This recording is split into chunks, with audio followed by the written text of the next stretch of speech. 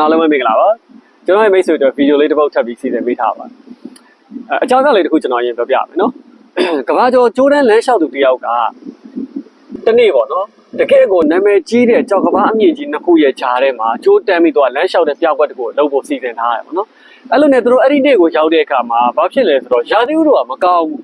လေပြင်းမုန်တိုင်းတွေတိုက်ပြီးတော့မှုန်ဝါးနေရာသီဥတုဖြစ်နေရပါဗျာနော်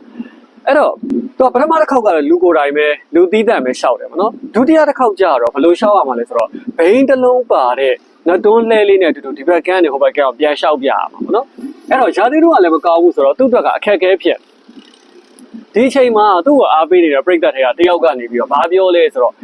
ဆရာသမားခင်ဗျားလုံနိုင်တယ်ခင်ဗျားလုံနိုင်တယ်ဆိုတော့ကျွန်တော်တို့ယုံကြည်တယ် you can do it ဘာညာ motivate တာပါဗျာနောက်ကနေပြီးတော့နော်အားပေးတာပေါ့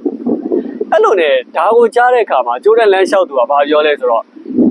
ခင်ဗျားကျုပ်ကိုယုံကြည်တာတကယ်သေးချလားခင်ဗျားတကယ်ကျုပ်ကိုယုံတာလားအချိန်မှတော့ချဆရာသမားကျွန်တော်ယုံပြီးသားခင်ဗျားကိုနော်အားပေးနေတယ်ဘာညာပေါ့ကဲနင်အဲ့လောက်တော့ငါ့ကိုယုံကြည်တယ်ဆိုရင်ဒီလက်တွန်းလဲလေးတွေကိုမင်းဝင်လိုက်ကွာငါတို့တယောက်တူတူဟိုဘက်ကိုတွန်းပြီးရှောက်ရအောင်လို့ပြောလိုက်ပါလေရောနော်အဲ့တော့ဟိုချိန်ဒီချိန်မှာအဲ့လူကဟိုပါဇက်ပိတ်သွားပါဘောနော်အဲ့တော့ဒီအကြောင်းအရာလေးကကျွန်တော်ဘာလို့ပြောချင်တာလဲဆိုရင်တခါတလေမှာလူတယောက်ကိုကျွန်တော်တို့ကပေါ့နော်ဖြစ်စေခြင်းလို့တွန်းအားပေးတယ် motivation ပေးတယ်ဆိုတာကမကောင်းဘူးမဟုတ်ကောင်းပါလေနော်